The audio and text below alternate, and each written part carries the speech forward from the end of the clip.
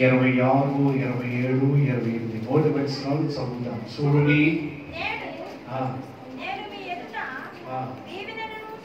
అదే మరి అట్టే ఉంటుంది. అందుకే తీసుకురాబో బయటికి వెళ్ళి మళ్ళీ అది వంకరికి వచ్చిందని మళ్ళీ సాయంత్రం ఇంకో ప్రశ్న అడిగాలి. చూడుము, నేడు నేను మీ ఎదుట దీవెనను శాపమును పెట్టుచున్నాను. నేడు నేను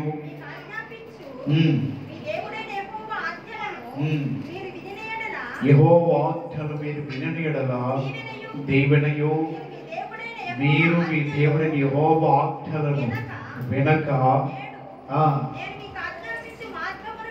మీకు ఆజ్ఞాపించు మార్గమును విడిచి మీరెరుగని ఇతర దేవతలను అనుసరించిన యెడల శాపమును మీకు కలుగును. మంచిది. ఈరోజు మనం నేర్చుకునే మాట ఏంటిదంటే, దేవుడు చెప్తున్నాడు మీ ఎదుట ఏముంచాడంట? చెప్పండి, ఏమి ఉంచాడంట? దీవెనయు, రెండవది శాపమును, రెండు ఉంచాడంట. వాక్యం నిమిత్తమై చిన్న ప్రార్థన. మహాగరుడ మా ప్రభువా, నీ స్తోత్రాలు. నిలబడిన జ్ఞాపకం చేసుకోండి ప్రభా.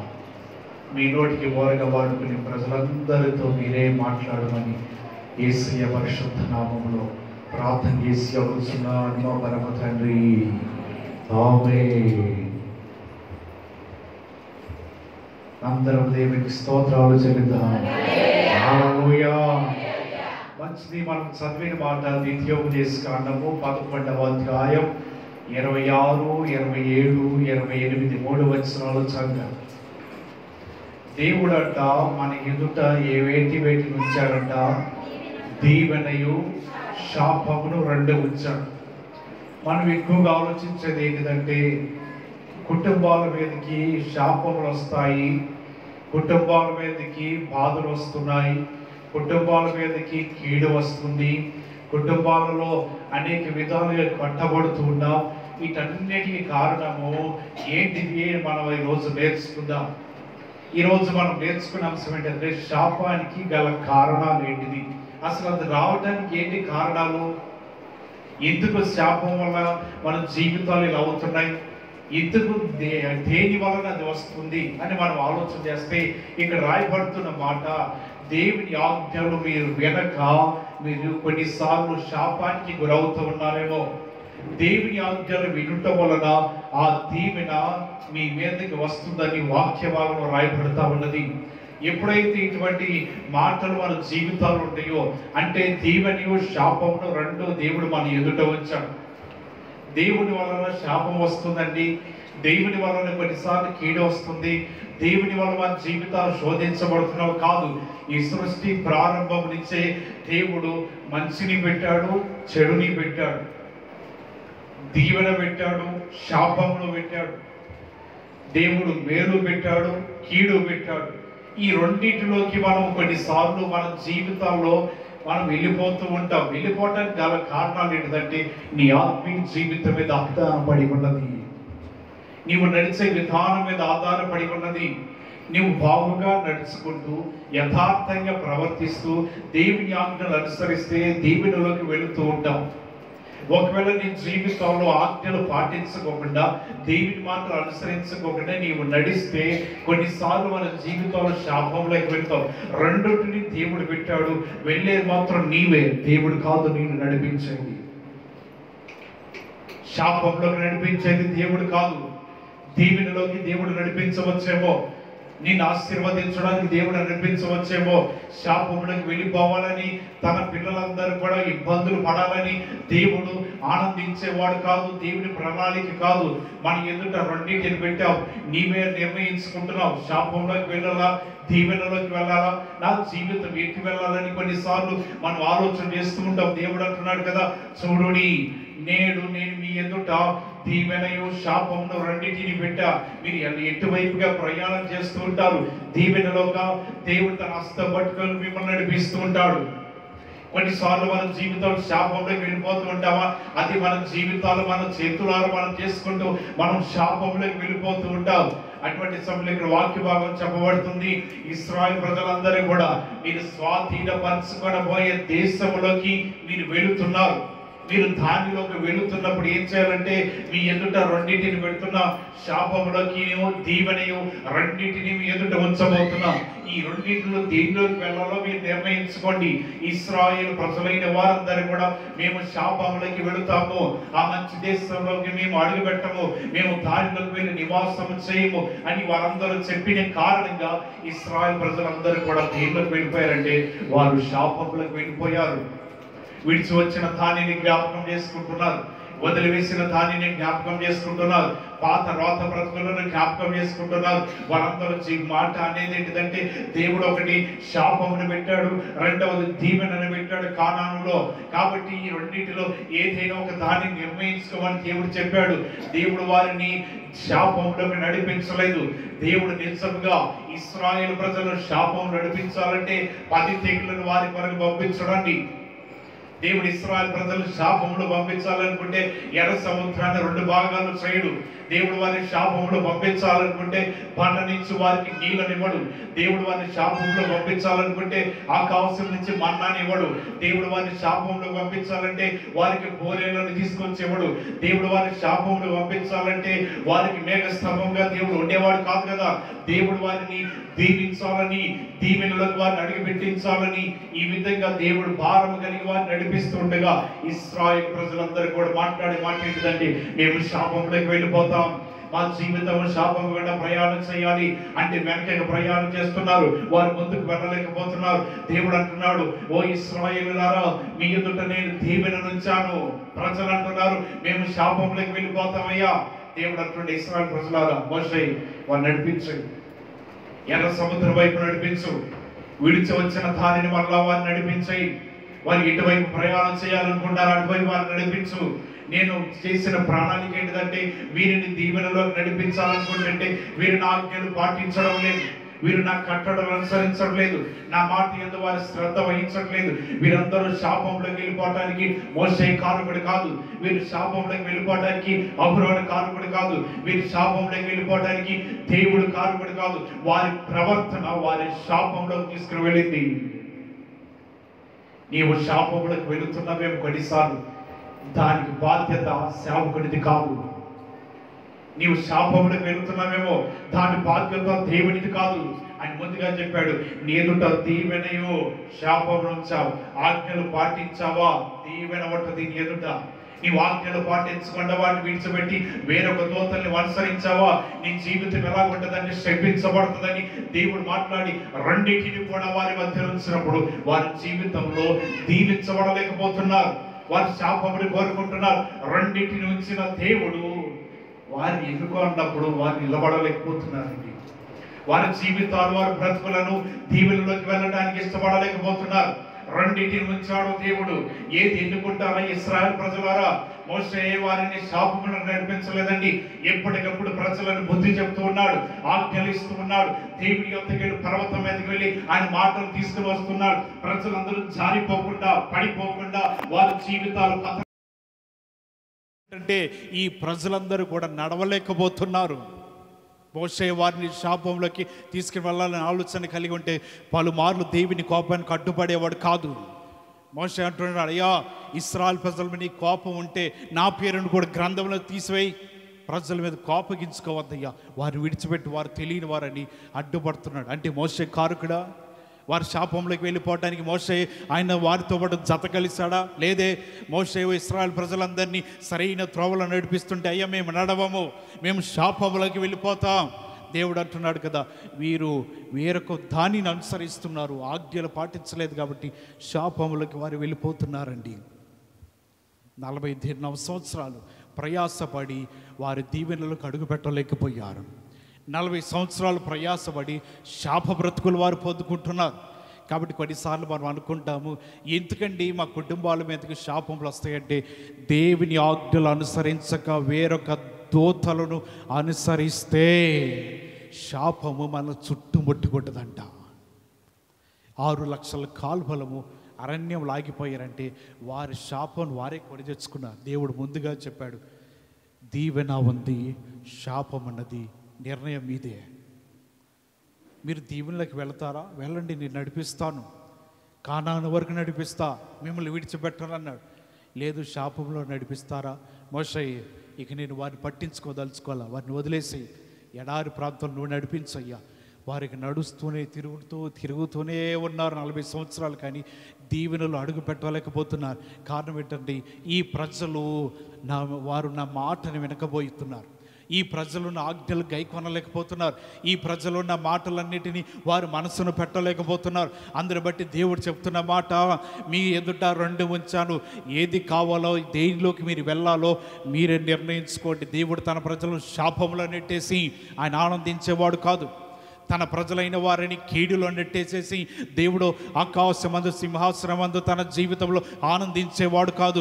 తన పిల్లలైన వారు దీవించబడాలి, తన పిల్లలైన వారు సరైన మార్గంలో నడవాలి, వారందరూ దీవెనల కారకులని దేవుడు ప్రతి క్షణము కూడా మన గురించి ఆలోచన చేస్తూ ఉంటుంటే, దేవుని బిడ్డలైన వారి జీవితంలో మేము దేవుని దీవెనలకు వెళ్ళలేకపోతున్నాం అని కొన్నిసార్లు వారు అనుకోవడానికి కారణం ఏంటిదంటే, దేవుడు ఇచ్చిన ఆజ్ఞలు మనం మర్చిపోతున్నాం. కొన్నిసార్లు శాపములు 3-4 తరముల వరకు వెంటాడుతాయి అంట. ప్రార్థన చేస్తూ ఉండవచ్చు, ఉపవాసములు ఉండవచ్చు, కన్నీరు కార్చవచ్చు. దేవుడు చెప్తున్నాడు కదా, మీరు గనక నాకు రోషము తెప్పిస్తే తండ్రుల దోషము 3-4 తరముల వరకు కుమారుల మీదకి వస్తుందంట. లేదు, మీరందరూ కూడా నేను చెప్పినట్లుగా మీరు చేస్తే, ఆయన అంటున్నాడు కదా, ఆయన దయట, ఆయన ప్రేమ, ఆయన కృప, కనికరము 1000 సంవత్సరాల వరకు మన మీద ఉంటుంది. దేవుడు చెప్తున్న మాటను నిర్గమకాండ 20వ అధ్యాయం దేవుడు ప్రజలకు ఆజ్ఞలు ఇచ్చిన తర్వాత చెప్తున్నాడు. 20వ అధ్యాయము 5-6 వచనాల్లో కనబడుతుంది. 2వ లైన్లో ఉంది, నన్ను ద్వేషించు వారి విషయంలో 3-4 తరముల వరకు తండ్రుల దోషము కుమారుల మీదకి రప్పించును.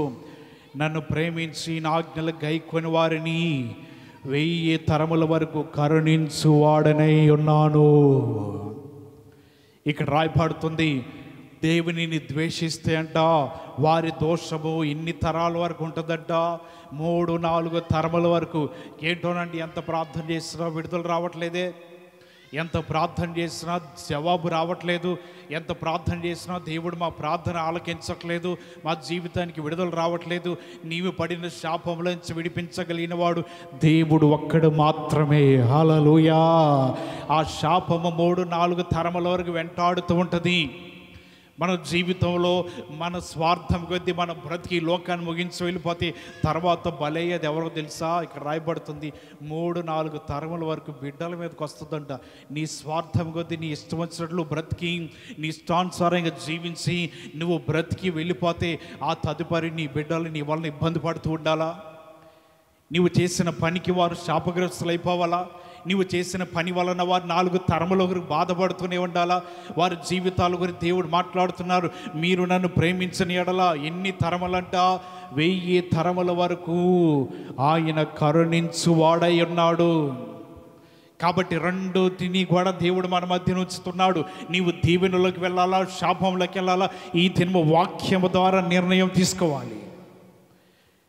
ఇశ్రాయేల్ ప్రజలు ఒక నిర్ణయం తీసుకున్నారు, అరణ్య ప్రాంతంలో ఆగిపోతున్నారు. మన జీవితంలో ఏ నిర్ణయం తీసుకుంటున్నావు? దేవుడు 2 మీ ముందు చేశాడు. ఆయన మిమ్మల్ని దేనిలోకి నడిపించాలని తన ఆశ కలిగి ఎదురు చూస్తూ ఉన్నాడు. మేము దీవెనలోకి నడవాలంటే ఆయన ఆజ్ఞలు పాటించండి, నిత్యముగా నీ కుటుంబం దీవెనలోకి నడుస్తూ ఉంటుంది. లేదంటే నా జీవితం శాపంలోకి వెళుతుంటే నీ ఒక్కరితో పోతండి 4-3 తరముల వరకు ఉంటుందంట మన జీవితంలోకి. అటువంటి శాపం మనకు అవసరమా? అటువంటి బాధలు పడటం మనకు అవసరమా? అటువంటి వేదన పడటం మనకు అవసరమా? మన జీవితాలకు దేవుడు అంటున్నాడు కదా, మీరు ఏమి చేయవసరాన్ని ప్రేమించండి అని దేవుడు చెప్తున్నాడు. మీరందరూ 1000 తరముల వరకు ఆయన చేత కరుణించబడతారు. హల్లెలూయా. మనం కరుణించబడాలన్నా, ఆయన చేత మనం కనికరించబడాలన్నా, ఆయన కృప మన మీదకి రావాలి అన్నా నా ఆజ్ఞలు పాటించండి, వేరొక వాటిని మీరు అనుసరించవద్దు అని చెప్పబడుతున్నది. కాబట్టి మనం నేర్చుకునే మాటల్లో శాపం వలన వాటి కారణాలు ఏంటో మొదటి మాట చూసాం. ఎందువలన వస్తుందంట శాపము? చెప్పాలి. నేను చెప్పే దాంట్లో 5 పాయింట్లు అలా మౌనంగా ఉంటే కుదరదు, ఒక్కొక్కటి చెప్తూ ఉండాలి. దేని వలన వస్తుందంట శాపము? ఆజ్ఞలను ఏం చేయాలంట? పాటించాలి. ఆజ్ఞలు పాటించకపోతే ఏమవుతుంది తెలుసా? శాపం వస్తుంది అని రాయబడుతుంది. రెండో మాటకి వెళ్ళిపోదాం. ఆదికాండం 27వ అధ్యాయము. ఆదికాండం 27వ అధ్యాయము జాగ్రత్తగా వర్తమానము మీరు గుర్తుపెట్టుకోవాలి. ఆదికాండం 27వ అధ్యాయము 13వ వచనం, 12, 13 2 వచనాలు చదవండి.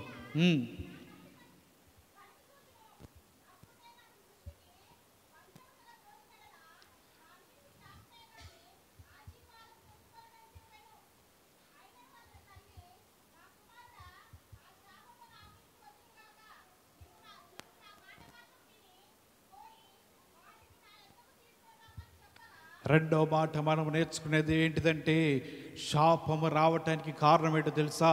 మాట వినకపోవట వలన. ఏంటిదంట రెండవది? మాట వినకపోవట వలన. యాకోబుకి తెలుసండి, ఆయన అంటున్నాడు కదా, ఒకవేళ నా తండ్రి నన్ను తడిమి చూస్తే నేను అతని దృష్టికి వంచకుడిగా తోచనీడలా నా మీదకి ఏమొస్తుందంట? శాపం వస్తుందని యాకోబుకి తెలుసు. తండ్రి మాట వినకపోతే ఇతడు శాపానికి గురవుతాడని తెలుసు. ఆయన అంటున్నాడు, తన తల్లి చెప్పినట్లు చేయటానికి ఆయన ఇష్టపడతల్లా. ఒకవేళ తన తల్లి చెప్పినట్లు చేసి ఆయన ఏ అడవికి పోకోకుండా, ఏ మాంసమును వేటాడకుండా తన పెరట్లో ఉన్న దాన్ని తీసుకొచ్చి మాంసమును వండి ఆ గొర్రె చర్మమును కట్టుకొని తన అన్న వెళ్ళే తన రూపాన్ని మార్చుకొని తండ్రి యొద్దకు వెళితే తండ్రి గుడ్డివాడే కావచ్చు, నేత్రములు సరిగ్గా కనబడని వాడే కావచ్చు, ఆయన తడివి చూసిన తర్వాత ఒకవేళ ఏ సావులాగా ఉండవచ్చేమో, కానీ స్వరం ఎలాగుంటుందంట? యాకోబు వలె స్వరం అన్నప్పుడు తండ్రి నన్ను శపిస్తాడేమో. అందరు బట్టి ఈయన అంటున్నాడు కదా, నేను ఆ పని చేయనట్టుంటే తల్లి అంటుంది, నా మాట మాత్రము విను. విన్నాడు యాకోబు. విన్నాడా లేదా యాకోబు? తన తల్లి మాట విన్నాడు. విని ఎంత నష్టపోయాడు తెలుసా? 20 సంవత్సరాలు దేవుడు కంటి మీద కొనుకు లేకుండా చేశాడండి. ఆయన అంటున్న మాటలు ఎందుకు ఆయన కొనుకు లేకుండా చేశాడో దేవుడు మనము ముందుకు వెళితే కనపడుతుంది. ముందు అధ్యాయంలో ఉన్నది కదా, అదే ఆదికాండము 31వ అధ్యాయము. ఆదికాండం 31వ అధ్యాయము 40-41 వచనాల్లో రాయబడుతుంది, పగటి ఎండకు రాత్రి మంచుకు నేను క్షీణించిపోతుని, నిద్ర నా కన్నులకు దూరమైనది. ఇది వరకు నీ ఇంటిలో ఎన్ని సంవత్సరాలంట? 20 ఏండ్లు ఉంటిని. 20 సంవత్సరాలు ఆయన చెప్తున్నాడు, నేను కృషించిపోయాను. ఆయన అంట కన్నులకు ఏం కరువైపోయినదంట? నిద్ర దూరమైపోయినది. అతడు చేసిన పని తండ్రి మాట వినాలి. అబ్రహాము తర్వాత అతడే దీవించబడినవాడు. తండ్రి మాట వినని యాకోబు తన జీవితంలో దేవుడు చూడట్లేదులే, నా తండ్రి దీవెనలన్నీ నా మీదకు వచ్చేసినాయి కదా అని తను అనుకోవచ్చు. దీవెనలు రావచ్చు, కానీ ఆయన చేసిన తప్పును ప్రతిఫలముగా ఆయన అనుభవించాలి. ఎన్ని సంవత్సరాలు అనుభవించాడంటే ఈయన ప్రతిఫలముగా 20 సంవత్సరాలు చెప్తున్నాడు. నీ ఇంటిలో 20 సంవత్సరాలున్నా ఎలాగున్నా తెలుసా? పగటి ఎండకు రాత్రి మంచుకు కృషించిపోయానయ్యా, నా కంటికి నిద్ర లేదు. ఈయన ఒక్కసారి మోసవిచ్చాడేమో, కానీ దేవుడు 20 సంవత్సరాలు నిద్ర లేకుండా చేశాడండి. దేవుని శాపం అంత భయంకరమైనదంట.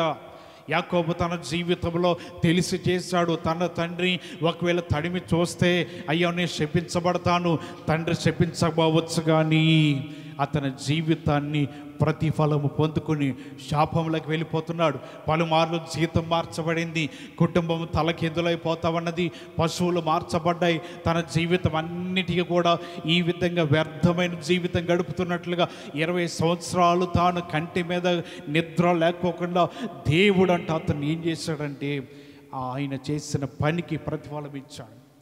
ఈయన ఒక్క మారే తండ్రిని మోసపుచ్చాడు. దేవుడు ఎన్ని సంవత్సరాలంటే ఈయన నిద్ర లేకుండా చేసింది? 20 సంవత్సరాలు. దేనికి తెలుసా? మాట వెనకపోవటంలా.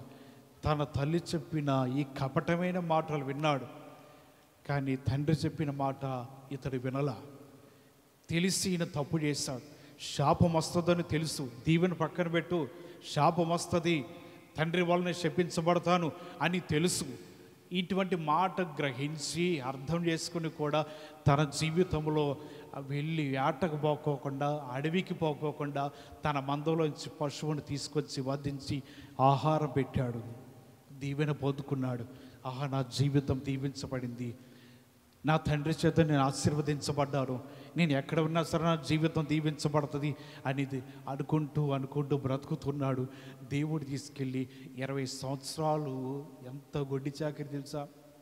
గొర్రెలంట, మేకలంట, ఒంటెలు, మగగాడిదలు, ఆడగాడిదలు, ఆంబోతులు అన్నిటినీ కూడా మేపుతున్నాడు. 4 గేదెలు ఉంటేనే మనకు తీరుకుండదనుకో మందిరానికి రావటానికి. అటువంటి సమయంలో ఈయనకి ఇన్ని వేల పశువులుండి వాటన్నిటిని కూడా పోషిస్తూ వాటిని మేపుతూ ఉండేసరికి ఇతని జీవితం 20 సంవత్సరాలు ఎంతటి దయనీయమైపోయిందంటే స్థితి, కంటికి నిద్ర లేకుండా గడుపుతున్న రాత్రులంట. కారణం ఏంటిదంటే ఈయన తన తండ్రిని మోసవచ్చాడు, శాపాన్ని పొందుకుంటున్నాడు. తన తండ్రి మాట వినకుండా తల్లి మాట విని తన జీవితంలో ఇటువంటి భారమైన బ్రతుకుని గడుపుతూ ఉన్నాడు. ఈ పగటి కాల సమయంలో మనం నేర్చుకుంటున్న మాటను బట్టి ఎప్పుడైతే మనం దేవుని మాట వింటామో, ఆయన మాటను మనం ఎప్పుడైతే ఆలకిస్తూ ఉంటామో, ఆయన మాట విన్న వారందరూ కూడా దేవుడు వారిని దీవెనలోకి నడిపిస్తాడు. హల్లెలూయా.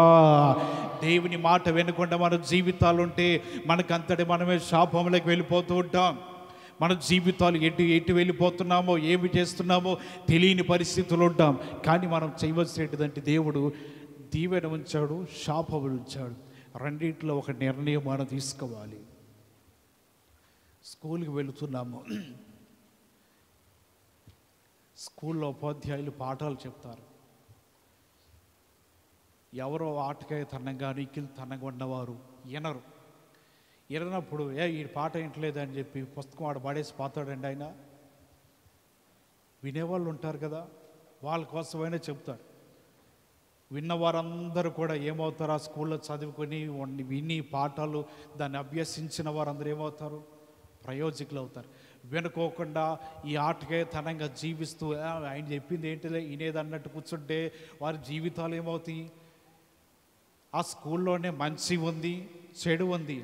బాగుపడతాడు, చెడిపోతాడు. 2 అవకాశాలు ఉన్నాయి. అది పాఠాలు వింటుంటే చెప్తున్నప్పుడు అతను ఏమవుతాడు? పెద్ద అయిన తర్వాత ప్రయోజకుడు అవుతాడు, విని నేర్చుకుంటాడు, మంచి ఉద్యోగంలో స్థిరపడతాడు. అదే తరగతిలో ఉండాడు, వెనుకోకుండా ఉండాడు, కర్రకు బాటిల్కి పక్కన క్యారేజ్ పట్టుకుని గేదెనిచ్చి తోలుకువా అంటాడు. అయిపోయి అక్కడ 2 ఉన్నాయి తెలుసా? బాగుపడే పద్ధతి ఉంది, చెడిపోయే పద్ధతి ఉన్నది. వాడు నేర్చుకుంటే బాగుపడతాడు, వినకపోతే లోకంలో ఉండటమే. అందుకే దేవుడు కూడా చెప్తున్నాడు, దీవెన ఉంచాను, శాపమును ఉంచాను. మీరు నిర్ణయం తీసుకోండి. మీరు దేనిలోకి వెళ్ళాలనుకుంటున్నారు? దీవించబడాలా? అవునయ్యా, నేను దీవించబడాలయ్యా, నన్ను నడిపించంటే దేవుడు నడిపిస్తాడు అంతము వరకు. మధ్యలో విడిచిపెట్టే దేవుడు కాదు. నాకు వద్దు ప్రభా, నేను శాపంలోకి వెళ్తానంటే దేవుడు వదిలేస్తాడు. దానిలో తీసుకెళ్ళి నిన్ను వదిలిపెట్టాడు.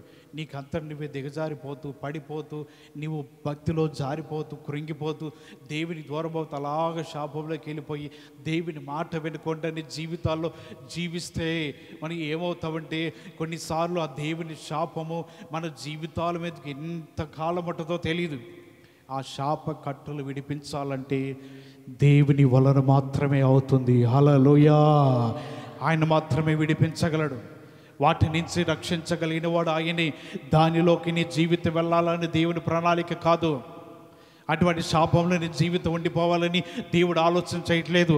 నీ జీవితంలో కలిగి ఉండవలసినదంటే దీవించబడాలని, నీ జీవితం ఆశీర్వదించబడాలని ఈ ప్రణాళికను బట్టి దేవుడు అంటున్నాడు కదా, రెండిటిని ముందే ఉంచాను, నా మాట విని ఆజ్ఞలు పాటిస్తే దీవెన, లేదు పాటించకపోతే శాపము. కొన్నిసార్లు మన జీవితాలు వెంటాడుతూ ఉంటుందంట. మనం అనుకుంటాం మేము భక్తి పరులమే కదండి, మేము ప్రార్థన పరులమే కదా, మేము భక్తిలో ఎప్పుడూ జారిపోకుండా చల్లారిపోకుండా ఒక నిప్పు కొలిమి వలె మండుతూనే ఉన్నాం. మరి ఎందుకండి కొన్నిసార్లు మా జీవితాలకి శత్రువుల నుంచి శాపములు వస్తున్నాయి, అనేక విధములుగా మా జీవితం మీదకి వస్తున్నాయి అని కొన్నిసార్లు మనం అనుకుంటూ ఉంటాం. దావీదు తన మార్గంలో వెళుతూ ఉండగా సౌలు కుటుంబీకుల నుంచి ఒక అతను వచ్చి, షిమ్మి అనే వ్యక్తి దావీదును చూసి నరహంతకుడా, దావీదా దుర్మార్గుడా అని చెప్పి తిడుతుంటే ఆయనతో పాటు ఉన్న సైనికులు అంట, రాజా ఏటయ్యా నిన్ను తిడుతున్నాడు, నిన్ను ఎందుకు తిట్టాలా ఆయన? నువ్వు ఒక్కసారి ఆజ్ఞిస్తే తలను ఛేదించి వచ్చేస్తావన్నారంట. దావీదు అంటున్నాడు, ఆయన తిట్టాలని దేవుని ఆలోచన అయి ఉన్నది, నీకెందుకయ్యా? దేవుడి సెలవు లేనిది ఆయన ఒక్క మాట కూడా నల్లడు కదా. దేవుడి సెలవు చేతాడు శపిస్తున్నాడు. ఈ శాపమును దేవుడు నాకు మేలుకరంగా మార్చుతాడు. హల్లెలూయా. మాట చదువుదా. 2వ సమూయేలు గ్రంథము 16వ అధ్యాయము. 2వ సమూయేలు గ్రంథము 16వ అధ్యాయము 12వ వచనాన్ని చూడండి.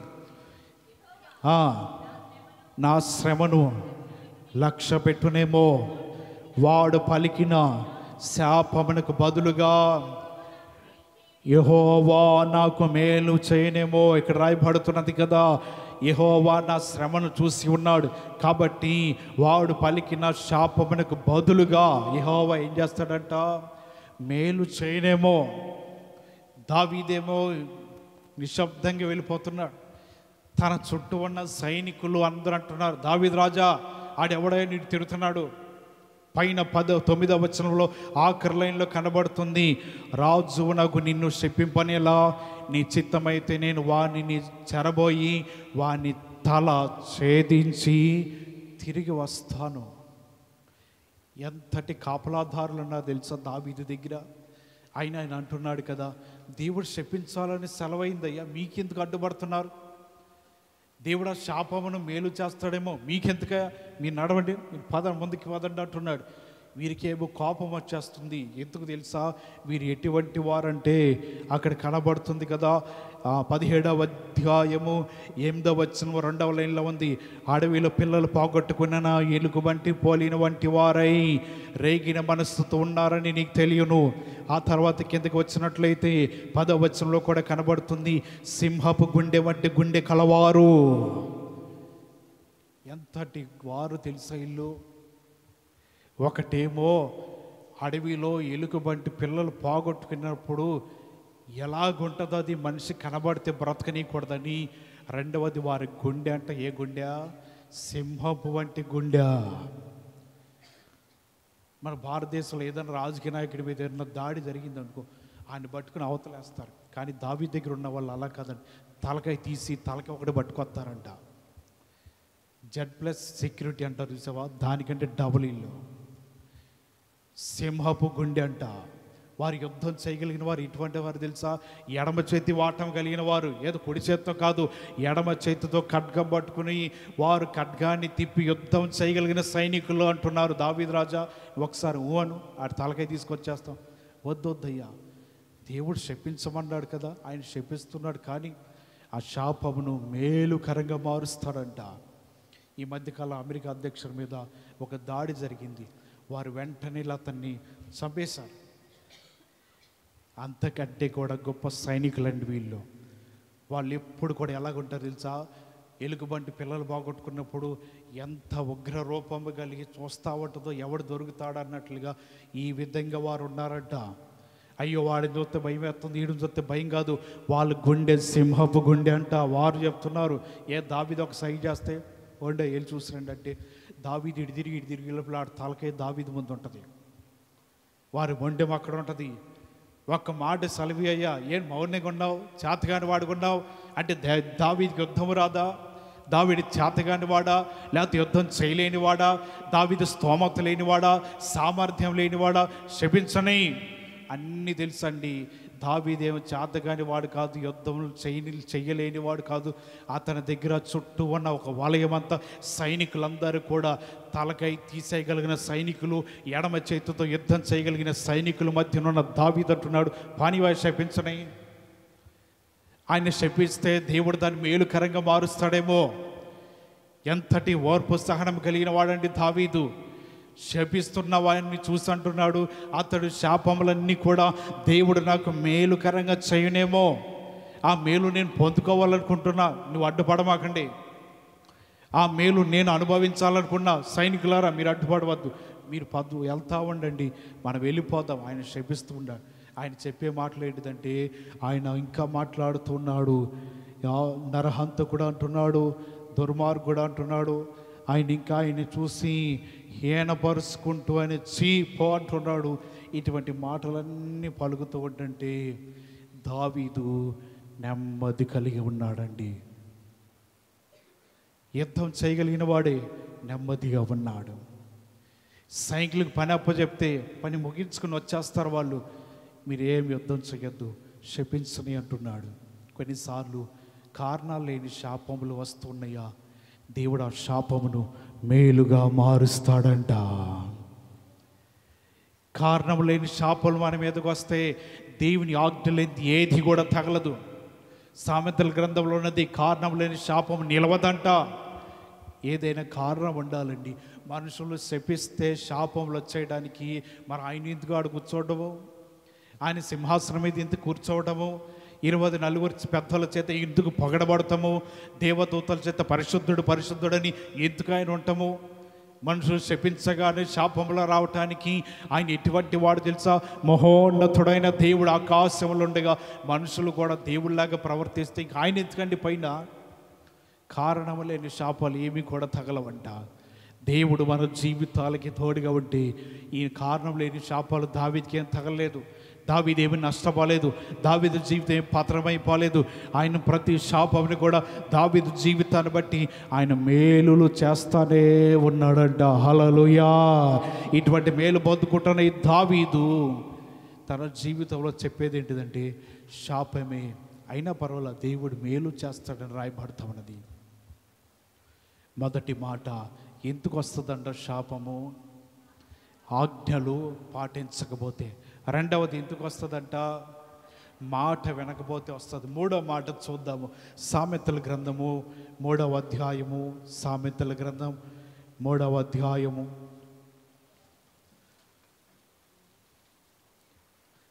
33వ వచనాన్ని చదవండి.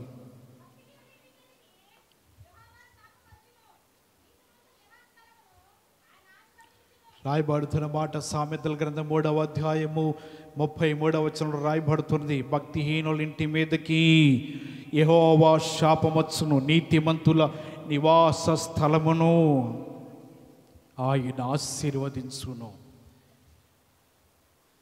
మూడవది, శాపం రావటానికి కారణం ఏంటిది అని ఆలోచన చేస్తున్న మీతో దేవుడు మూడో మాట మాట్లాడుతున్నాడు. భక్తిహీనులు. ఏంటంట? భక్తిహీనులు ఉంటే శాపం వస్తుందంట. ఒకవేళ నీతిమంతులైతే వారి ఇంటి మీదకి కాదు, వారు నివసిస్తున్న స్థలం అందే, నివాస స్థలము, దానిలోకే దీవెన వచ్చేస్తుందంట. శాపం అయితే ఇంటి మీదకి వస్తుంది, అదే ఈ దీవెన అయితే మాత్రం నివాస స్థలం ఉంటుంది, దానిలోకి దేవుడి దీవెన వస్తుందంట. భక్తిహీనులు కొంటే దేవుని శాపము వస్తుంది, దాన్ని వెంబడించాలి. ఆ శాపము భక్తిహీనుల మీదకి వస్తూ ఉంటుంది. ఇటువంటి భక్తిహీనత మన జీవితంలో లేకపోకుండా మనం దానిని దూరం చేసుకొనగలిగితే ఆ శాపము నుంచి మనం విడుదల పొందుతాం. దావీదు అంటున్నాడు, భక్తిహీనులు వరదల వలె నా మీద పొంగి పొర్లిగా వచ్చినా సరే యెహోవా నన్ను విడిపించును. భక్తిహీనులు వచ్చినా, వరదల వలె నా మీదకి వచ్చినా, వారు ఒకవేళ నన్ను శపించాలని వచ్చినా, ఏ విధంగా వచ్చినా సరే దేవుడు నాకు తోడుగా ఉన్నాడు కాబట్టి నన్ను విడిపిస్తాడంట. భక్తిహీనత కలిగి ఉంటే కొన్నిసార్లు శాపము నిలబడిపోద్దండి ఇంటి మీద. మన జీవితంలో ఇక ప్రార్థన చేస్తూ ఉన్నా సరే ఆ శాపం మనల్ని దూరంగా పోదు, మనల్ని విడిచిపెట్టి వెళ్ళదు.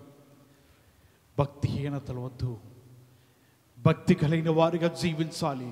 ఒకవేళ మన జీవితాలు భక్తిహీనతలో ఉండిపోయి మనం దేవునిని శ్రద్ధ వహించలేకుండా నీతిమంతులుగా జీవించలేని స్థితిలో ఉంటే దేవునికి దూరం అవుతూ ఉంటాం. కానీ నీతిమంతులుగా జీవించగలిగిన వారే దేవుని చేత ఆశీర్వదించబడతారు. హల్లెలూయా!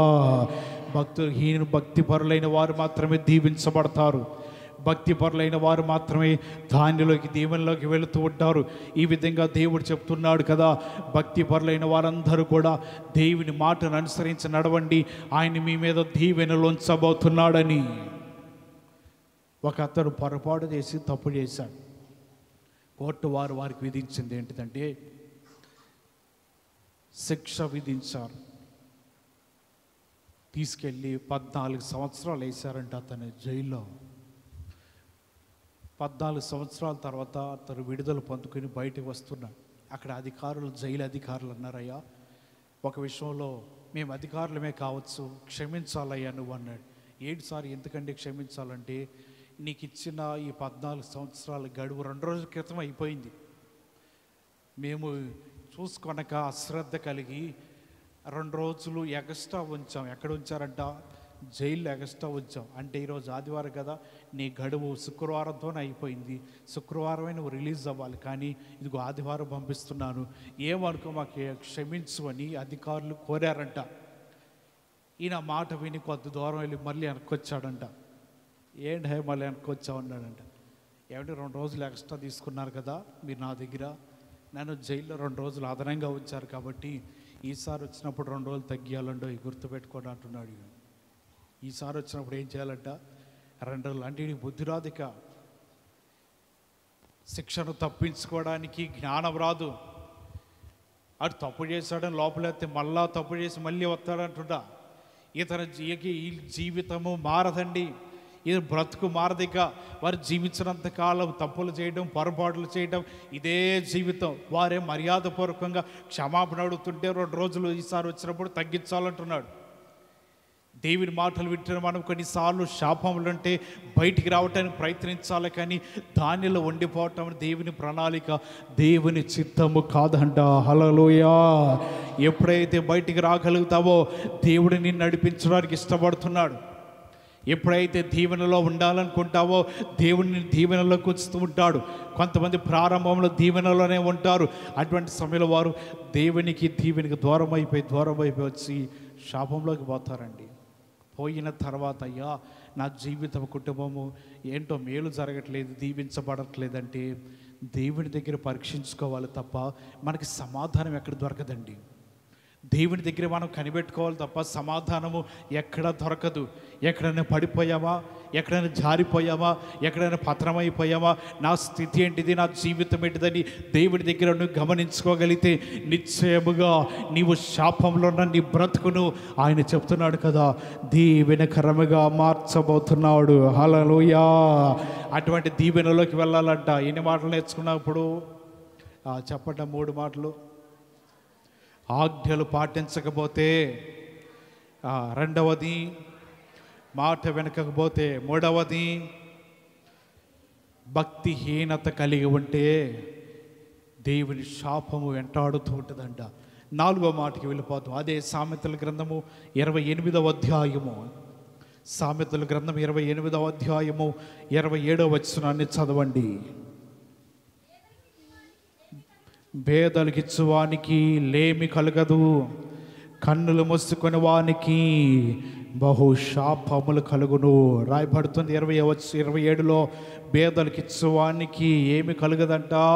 లేమి కలగదంటే లేని స్థితిలో కానీ, లేకపోతే ఏదన్నా సరే మన జీవితంలో కొన్నిసార్లు కఠినమైన స్థితి కానీ, కరువు స్థితి కానీ ఇటువంటివేమి కూడా ఉండవంట. ఒకవేళ పేదలను చూసి నాకెందుకు లేని కళ్ళు మూసుకుంటే ఏమవుతుంది చెప్పండి? ఏమవుతుంది?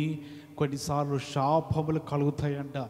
పేదవారు కొన్నిసార్లు వస్తూ ఉంటారు, కొన్నిసార్లు సహాయం చేయమని అంటారు, కొన్నిసార్లు పేదవారంట అయ్యా బట్టలు ఇవ్వండి అంటారు. ఇటువంటివన్నీ కూడా మనం చూస్తూ ఉంటాం. అటువంటి సమయంలో వారికి ఏం చేయాలి? మనం కలిగిన దానిలో నుంచి వారికి ఇస్తే నీకెన్నడూ కూడా లేమి కలగకుండా దేవుడు సమృద్ధిని ఇస్తాడు. హల్లెలూయా. నీవు పేదలను చూసి కూడా కొన్నిసార్లు కళ్ళు మూసుకుంటే మనకి ఏం కలుగుతుందంట? కొన్నిసార్లు శాపము కలుగుతూ ఉంటుంది. మనం అనుకుంటాం మరి ఏమండి, కొన్నిసార్లు ఈ అడుక్కునే వాళ్ళు వేషాలు వేసుకొస్తారు, కొన్నిసార్లు నెత్తి మీద అదోడు పెట్టుకొస్తారు, ఆ తర్వాత ఏమో ఏయో రకరకాలుగా పెట్టుకొస్తారు. వాళ్ళు అటువంటి వారు సహాయం చేయాలంటే నేను చెప్పేది ఏంటంటే, నువ్వు ఇవన్నీ తీసి నార్మల్గా చొక్కా ప్యాంట్ వేసుకుంటా నేను సహాయం చేస్తాను. అంటే నేను సహాయం చేయాలంటే నా కోసం వేషం వేయాలా? ఏం అవసరం లేదు, ఎన్ని తీసే సాదా సీదాగా ఒక ప్యాంటు షర్ట్ వేసుకుంటా, డబ్బులు ఉంటే డబ్బులు, లేదు నీకు బియ్యం కావాలంటే బియ్యం, ఇంతవరకు వస్తూ ఉంటా. ఈలోపు ఆడి దగ్గర ఇది సహనాయి ఉంటుంది, పెద్దగా పైకెత్తి స్తోత్రం చెల్లింతమని పాడుతాడు. ఆడికి అర్థమైపోతుంది వీళ్ళు పాస్టర్ గాడు, లేకపోతే ఏదో ఫోటో ఉంది, వీళ్ళు క్రైస్తవులు అని చెప్పి క్రైస్తవులు పాడేస్తారు. ఇలాగ చూస్తూ ఉంటాం. పాట అంతా వాడేసి వెళ్ళిపోతాడు, ఇక నేను బయటికి రాను. ఎందుకు కొన్నిసార్లు కనబడుతుంటే పేదల కంటే కొన్నిసార్లు లేని స్థితిలో నిజంగా వస్తూ ఉంటారు. వాళ్ళకి కనీసం వస్త్రాలు లేని స్థితిలో, చిరిగిపోయిన బట్టలతో లేని స్థితిలో వస్తుంటారు. అటువంటి వారికి సహాయం చేయండి. దేవుని వాక్యం చెప్తుంది, లేమి స్థితిలో నుంచి దేవుడు మిమ్మల్ని విడిపిస్తాడు. హల్లెలూయా. కఠినమైన పరిస్థితుల నుంచి దేవుడు మీ జీవితానికి విడుదల ఇస్తూ ఉంటాడు. అందుని బట్టి మోషేతో దేవుడు చెప్తున్నాడు కదా, ఇశ్రాయేల్ ప్రజలందరూ కూడా పంట వేసిన తర్వాత 6 సంవత్సరాలు వారు వ్యవసాయం చేసుకోవచ్చు, 6 సంవత్సరాలు పంటను పండించుకోవచ్చు. 7వ సంవత్సరం ఏం చేయాలంట, ఆ భూమిని బీడు భూమిగా వదిలేసేయాలి. దానిలో ఎవరు ఏ పని చేయకూడదు, ఎవరు కూడా దానిలో వెళ్ళి కోసుకొనకూడదు. మరి ఎందుకయ్యా అలా వదిలేయమంటున్నావంటే, దానిలో కంటే పేదవారు వెళ్ళి ఆహారం ఏరుకుంటారు. ఒకవేళ మనం కోతల టైంలో అన్నీ కోసేసినా సరే ఎక్కడో చోట ఏదో ఒక ఆహారం పడిపోయో లేకపోతే మలవటం అక్కడోటి కనబడుతూ ఉంటుంది. ఇటువంటివన్నీ వదిలేసేయండి, ఆ భూమిని అలా వదిలేసేయండి. కారణం ఏంటంటే పేదవారు వెళ్ళి దానిలోది కూర్చుకుని వారు ఆహారం తింటారు, వారిని కనికరించాలి. హల్లెలూయా. అటువంటి వారు కనబడుతూ ఉంటారు. దేవుని వాక్యం బట్టి మనం నేర్చుకోవాల్సిన ఏంటిదంటే, పేదవారు కనబడినప్పుడు మనం ఏం మూసుకొనకూడదంట, కన్నులు మూసుకొనకూడదు. ఈ మధ్యన సెంట్రల్ గవర్నమెంట్ ఒక సిద్ధాంతం ప్రవేశపెట్టింది. పేదవారు కనబడితే వారికి నగదు రూపంలో ఏమి ఇవ్వద్దు, డబ్బు రూపంలో ఇవ్వద్దు. మీరు వెళుతున్నప్పుడు మీ బ్యాగులు బిస్కెట్ బ్యాగులు పెట్టుకోండి, ఏమైనా తినుబండారాలు ఉంటే తినేవి పెట్టుకోండి. వారు అడుక్కోవడానికి వచ్చినప్పుడు వాటిని తీసి ఏం చేయండి, వారికి ఇవ్వండి.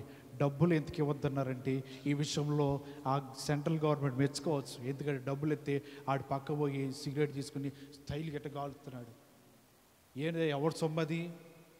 పేదవాడని ఏమి లేని స్థితిలో డబ్బులు ఎత్తే మన ముందే సిగరెట్ తెచ్చేసుకుని రాగుతా ఉంటాడు, పీకుతా ఉంటాడు సిగరెట్ని. సరే అయిపోయింది అనుకుంటే మళ్ళీ ఇంకోడు వస్తాడు, ఆయనకి ఎత్తే ఆడు అక్కడికి వెళ్ళి ప్యాకెట్ తెచ్చాడు, దించి నోట్లు వేసుకుని కసని తువ్వని పోతాడు. దానిక నిజంగా అది మాత్రం మంచిదే. నగదు రూపంలో అడుక్కునే వారికి ఇవ్వమాకండి. మీరు వెళుతున్నప్పుడు ఏదైనా తినేవి మీ దగ్గర ఉంచుకోండి. వీళ్ళు కారులో వెళుతున్నారా, బైక్లో వెళుతున్నారా, ఏదైనా ఉంటే మీ దగ్గర ఉంచుకోండి. కొంతమంది పిల్లలు, చిన్న పిల్లలు బళ్ళ దగ్గరికి వచ్చి, కార్ల దగ్గరికి వచ్చి సిగ్నల్స్ దగ్గర అడుగుతూ ఉంటారు. అటువంటి వారికి మీ దగ్గర ఉన్న తినుబండారాలు ఇవ్వండి, లేకపోతే మీదే తినే ఏమైనా ఉంటే వారికి ఇవ్వండి, కానీ డబ్బు రూపంలో ఇవ్వద్దు. వారికి డబ్బు దేనికి అడుక్కున్నారు తెలుసా? తినడానికి కదా. ఆ తిండేది మీరే ఇవ్వచ్చు కదా, డబ్బులు ఎందుకు ఇవ్వటం? వారు వెళ్ళి వ్యర్థమైనవి కొనుక్కొని వ్యర్థమైనవి తిని ఆరోగ్యాలు చెడగొట్టుకుంటున్నారు. కాబట్టి ఈ విషయాన్ని మీరందరూ పాటించండి అని చెప్పబడుతుంది. ఆల్రెడీ బెంగళూరు అనే ప్రాంతంలో కూడా ఈ సిద్ధాంతం చేస్తున్నారు. తదుపరి ముంబై అనే ప్రాంతంలో దీన్ని అమలు చేస్తున్నారట. తర్వాత మన ఆంధ్రప్రదేశ్లో కూడా చేస్తే అనేక మంది మన తిని అవతల గిరాట్లేస్తాం. తిన ఎక్కువైపోయిందని బయటికి గిరాటేస్తుంటాం. అది తిని లేనివారు పేదవారు ఉంటారు కదా, వారికి ఇస్తే వారి ఆకలి తీరుతుందంట. దేవుడు నీకు లేమి లేకుండా సహాయము చేస్తాడంట. హల్లెలూయా. అటువంటి సహాయముని పొందుకోవాలంటే పేదలు కంటపడినప్పుడు ఏమీ తెలియనట్లే కళ్ళు మూసుకొనవద్దు. నీ దగ్గర ఎంతో కొంత నువ్వు ఇవ్వగలిగితే దేవుడు నేను కనుకరిస్తాడని వాక్య భాగంలో రాయబడుతూ ఉన్నది. రోజు మధ్యాహ్నం పూట పాపను తీసుకురావడానికి చైతన్య స్కూల్ దగ్గరికి వెళ్తా. బోడపాడులో ఉంది, ఏది ఎక్కడది కాదు. చిన్నపిల్లలకి అవతల పల్లాస్ పట్ల పైన ఉంటుంది. అక్కడ ఒక ఆయన ఉంటాడు, ప్లాస్టిక్ కాలు ఒకటి వేసుకుని రోడ్డుకి అడ్డంగా నిలబడి పెద్దగా తేపుతాడండి. ఇది అన్ని నుంచి వస్తుందా సౌండ్ అని నాకు అర్థం కావట్లా. పెద్దగా తేపుతున్నాడు. అది గేదె కూడా కాదే, పశువు లేదు ఎక్కడ, అది కనబడినట్టుగా మనిషి ఎలాగ ఉంటున్నాడు, బావు అంటున్నాడు. తేపుకుంటూ వచ్చి, బాబు సహాయం చేయండి, ఒక 5 స్కూల్ దగ్గరికి వెళ్ళినప్పుడల్లా రోజుకు 5 రూపాయలు ఆ జేబులో పడేసుకుని పోతే ఆయన వస్తాడు. వచ్చి అయ్యా డబ్బులు లేవు, ఎంతో మంది ఇవ్వాలి. ఆయనకి 2 కాళ్ళు లేవు, ప్లాస్టిక్ కాళ్ళు వేసుకుని తిరుగుతూ ఉంటాడు. ఆ గుడి దగ్గరే బయట కూర్చుంటారు. ఎప్పుడైనా చూస్తుంటారు మీరు. అది తేపుకుంటూ పెద్దగా వచ్చాను. నాకంటే నువ్వు డబ్బులు కొన్నావు తేపటానికి. పేదవారు కనపడినప్పుడు క్రైస్తవులైన మనం ఏం చేయాలి తెలుసా? దేవునికి ఆ వారికి సహాయం చేయండి. నీ ఇంటిలో కొదువు లేకుండా దేవుడు సమృద్ధైన దీవెన ఇస్తాడంట. హల్లెలూయా. అటువంటి దీవెనను మనం పొందుకోవాలి. ఇది ఎన్న మాట అంటారు? 5వ మాట దగ్గరికి వెళ్దాం. హెబ్రీయులకు రాసిన పత్రిక 6వ అధ్యాయము,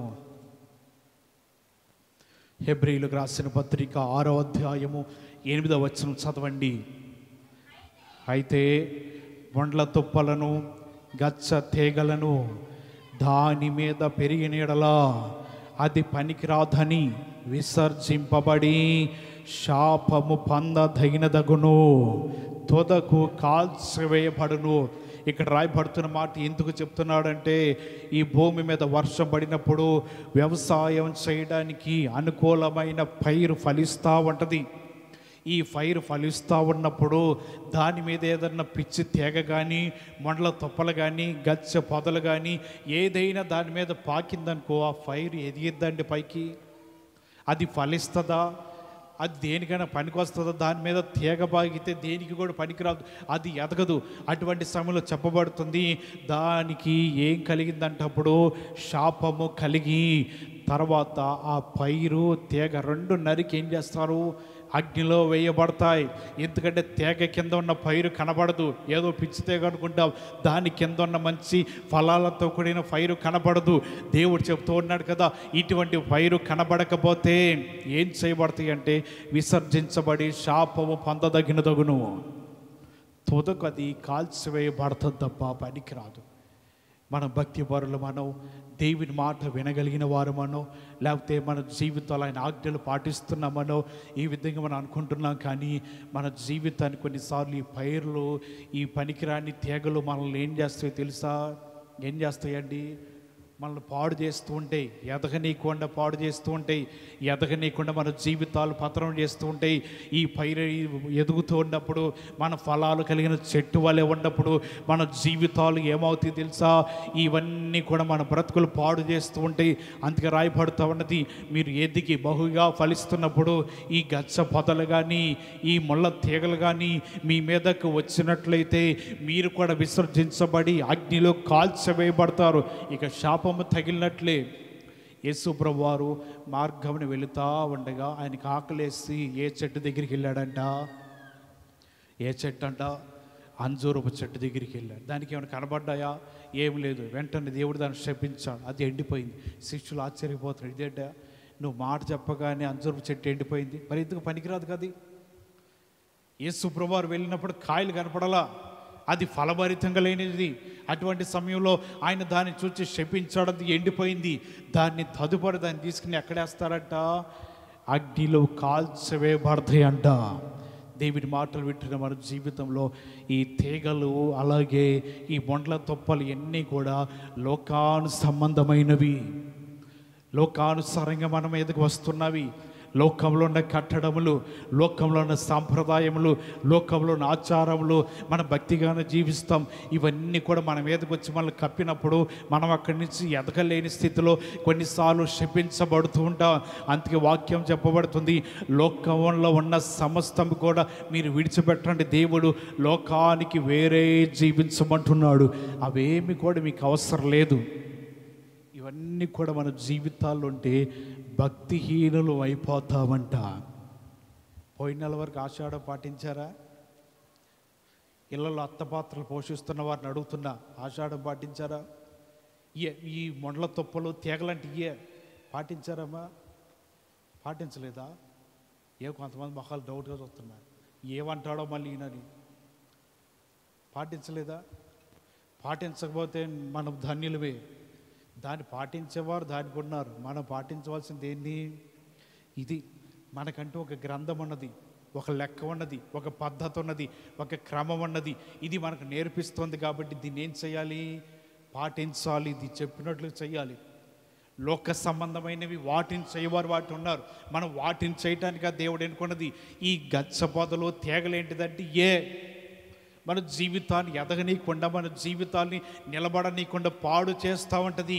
కొన్నిసార్లు ఇలా చేయటం వల్ల మనం ఏం చేయబడతామంటే దినదినము దేవునికి దూరం అయిపోయి శాపమును మన జీవితంలో కలిగి ఉంటామంట.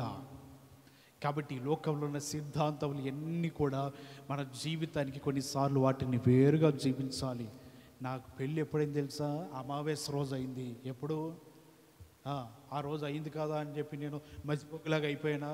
లేదు, బాగానే ఉన్నానే. ఏమన్నా నష్టపోయానా?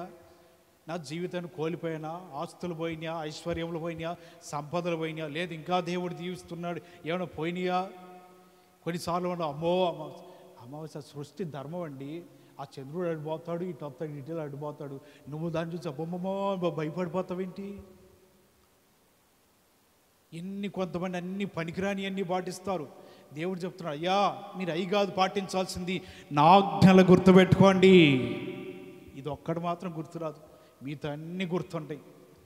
10 ఆజ్ఞలు గుర్తుండవు, కానీ 20 సిద్ధాంతాలు గుర్తుంటాయి, 20 ఆచారాలు గుర్తుంటాయి, అన్నిటిని గుర్తుండవు. మరి ఎందుకు పాటిస్తున్నావు అంటే, ఏమో వాళ్ళు చెప్పారు నేను పాటిస్తున్నా. మళ్ళీ దాని గురించి నీకు లోతుగా తెలియదు. అది ఎందుకు పాటించాలో తెలీదు, దాని వ్యక్తిగతంగా నీకు తెలీదు.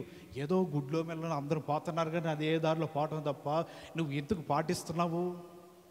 దాని వెనకాల చరిత్ర ఏంటి, అది అసలు ఎక్కడ ప్రారంభమైంది తెలుసుకోవాలి కదా.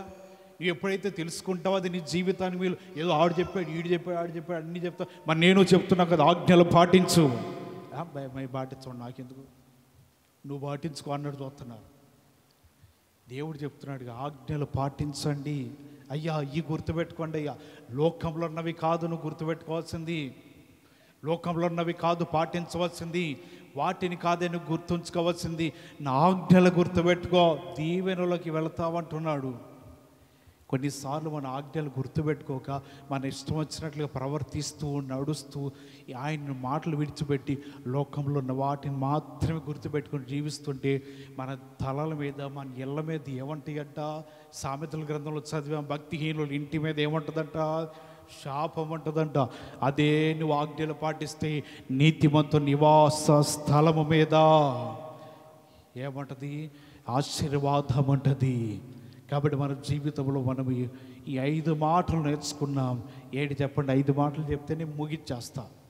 1, ఏం చేయాలి?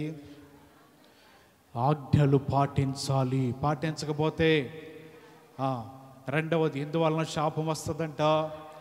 మాట వినకపోతే. 3వది ఎందువలన వస్తుందంట? భక్తిహీనత వల్ల. 4వది శాపం ఎందుకు వస్తుందంట? పేదలను కనికరించకపోతే. 5వది ఎందుకు వస్తుందంట? ఇక్కడ మాత్రం ఆగిపోతారు. ఉపయోగపడకపోతే. ఈ చెట్టు, ఈ తీగలు ఎన్ని ఉపయోగపడతాయా? ఎప్పటికైనా నరికి అవతల పడేటివే.